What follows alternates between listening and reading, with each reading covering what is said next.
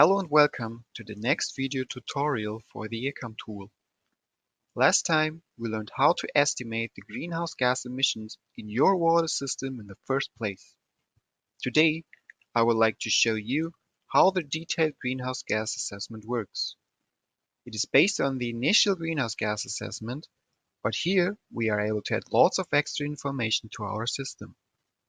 You should know that it is not required to work on Tier A before you can start to work with Tier B. It is also possible to start working on Tier B before Tier A. To gain access to Tier B, we need to go back to the Configuration tab and activate the tabs we would like to assess in detail. Since the Faecal Sludge Management stage is not going to be assessed at this point, I'm just activating the water supply and the wastewater stage.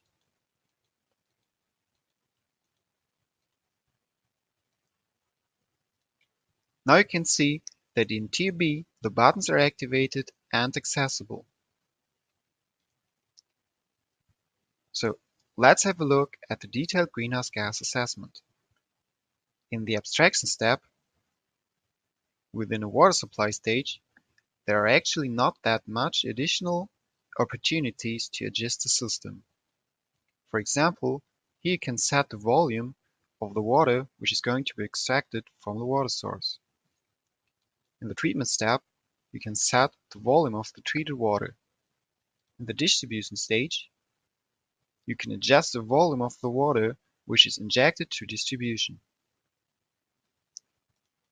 The next step would be the wastewater stage. The wastewater treatment stage is going to be more interesting. Here you're able to add lots of extra information, such as a methane emission factor with given default values, which depend on the type of the water body for the collection of the wastewater.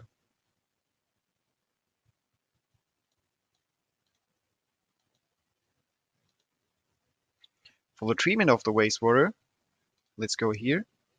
You can set an influent and effluent BOD load, or let the tool estimate the load precisely. Also, the remove BOD load can be set.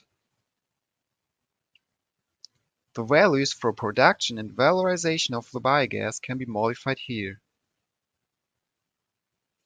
For example, if you valorize the biogas which is created during the treatment process and use it as heat or electricity, surely the total greenhouse gas emissions will decrease.